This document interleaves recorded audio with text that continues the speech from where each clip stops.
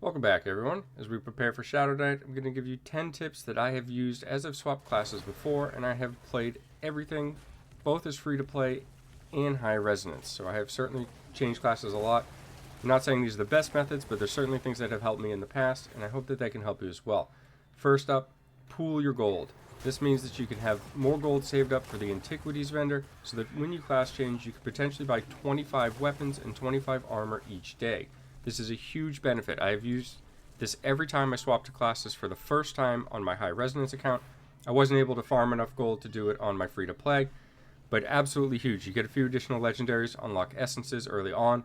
I personally like to save up enough to be able to do so for about a week's time. And since we have almost 2 months notice, you could even get more gold than that. Second up, save your battle pass reward. And I'll tell you what I mean about that as soon as I'm done. But what we're talking about is a recent change that's going to go in before the Shadow Knight comes in. It's an upcoming change, in just another day or so. But this will be in before Shadow Knight for sure. So I'm going to port back here and show you. And if you go into your codex, in your Battle Pass rewards, the level 10 reward for just the free Battle Pass everybody has access to is a legendary item. So this one right here is getting changes, and the changes are going to be that this has an increased chance to give you an essence that you don't have. So save this for when Shadow Knight is unlocked, you're playing it, and then claim the reward. In fact, the longer you could save it, the better, because you might acquire more and more essences as you're continuing to play that class. And if you save it to the very end before that Battle Pass expires, you'll have an increased chance to get something that you don't. Third, save your daily dungeon rewards. This is again in the codex.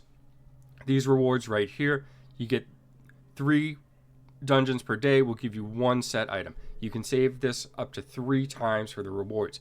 So as soon as you know Shadow Knight is coming out, stop doing the daily dungeons for 3 days, and then you can get 3 set items after you change that will help give you a boost off the bat.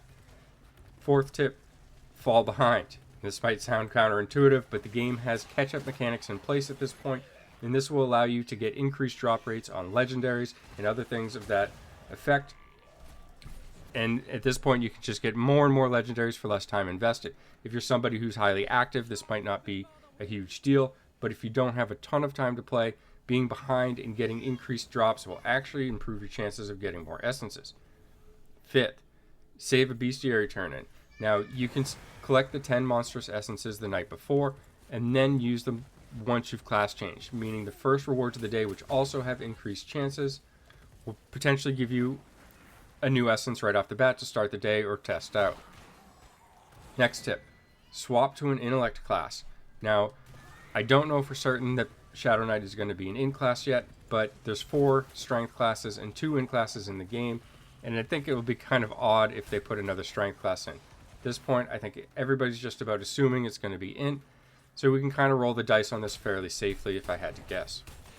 Swapping to an in class now will allow you to pre-farm, and whatever dungeon drops you get for set items, you'll be able to potentially use. Do we know what set will be most effective? No, not yet. But having a variety of them certainly won't hurt, and if you're lucky to get any kind of triple stat, then you may potentially be able to put that to use. Next up, farm and pool wisps. So if you're getting set items that aren't particularly good, regardless whether it's strength or int, go ahead and just salvage them. Take those wisps and just hoard them for now. Once we have more information, you'll be able to craft things and perhaps have a full set ready to go. Since we have almost 60 days, even if you do just your dailies at this point, and collect 1 wisp per day from the daily reward, you'd have 60 wisps just from that. Plenty to craft at least a starter set.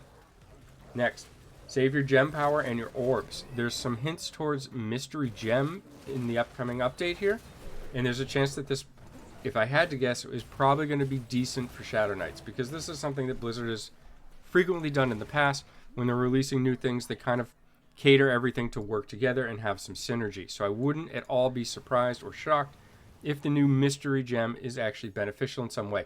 And this is going to be a mystery 1-star gem, so it's going to be not only accessible, but worthwhile for a lot of players. Next, make sure that your class change is off cooldown. The worst thing that can happen is you swap the day before and then you have to wait a week while everybody else is essentially kind of playing. Next, start some noise. And what I mean by that is let's see if we can get some more information. Start a Reddit post, whatever it may be. A lot of games would have things like public test realms where certain players or even content creators would have access. And I'm not arguing for myself here. It could be anybody that's your favorite. But if we can get some early access to what some of the skills are, abilities, we might be able to perhaps see what kind of sets are good. The reason that this is going to be important, at least to me, is because if we think about the timeline here, in another 60 days, which potentially could be when this Blood Knight is released, we're going to be nearing onto this Paragon server 900. And if Shadow Knight comes out and you have to farm gear as it releases, and then shortly after we're farming gear again because we hit that new threshold, or maybe you don't want to farm the current gear for Shadow Knight because you don't have enough time, you just want to farm for the new threshold, it's going to be really awkward and kind of unenjoyable for a lot of people. So the timeline of this isn't perfect, and I don't think anybody's at fault there.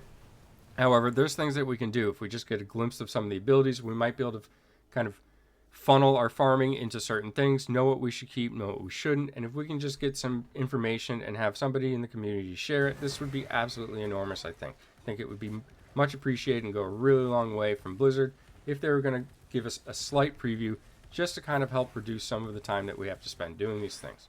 So, what am I doing here in the towers? And I'm sure people are going to ask, I have mentioned this in another video, but if you missed it, what I'm doing is farming the rewards. So if you go into your Accursed Towers, if you're lucky enough to have one, and you own a tower, as you fill this up, you'll get a chest. Now, you will not fill up the passive rewards to get enough of a bonus to get all the rewards. You have to go in and farm them if you're looking to get all three.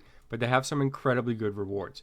I'll go ahead and just collect this, and you'll see I get a Demonic Remain, 10 dust, 5 crystals, all good stuff. You can get legendary crests. So there's some good stuff here. So if you own a tower, you want to make sure you do this. So what I'm doing here is just a really effective method for farming them. If I run out, and it doesn't take much, just build yourself for mobility, unlock a tower here or click on it, and what I'm looking to do is get 50 shards total. Now this can come from a combination of picking them up and a kill streak. The most common way to get this is from 30 shards and a kill streak of 20, because you'll get 20 additional shards when that kill streak ends, whether the timer runs out here or you port back. So although I'm shy of 50, I can just click here, return to the brazier, and these cursed shards from my kill streak will expire. I can collect those. Now that I'm over 50, I can click here. You get decent rewards from this just from doing this as well. So it's good salvage mats on top of that. You'll see that I get 100 contribution points total. So all you have to do is do that 15 times. Depending on the power of your character, this can be done in around, say, 15 to 20 minutes. And you'll unlock all of those rewards. So that's 15 to 20 minutes for the entire week to get everything. Once you've capped out, you can go in and claim those rewards. If you own a second tower, you can enter the other tower and do it again. This is an absolutely great method just to get some of these bonuses. And like I said, they're very, very good. Here's a legendary crest. So hope this tip helped. Enjoy Shadow Knight when it comes out. Thanks for taking the time to watch, and have a great day.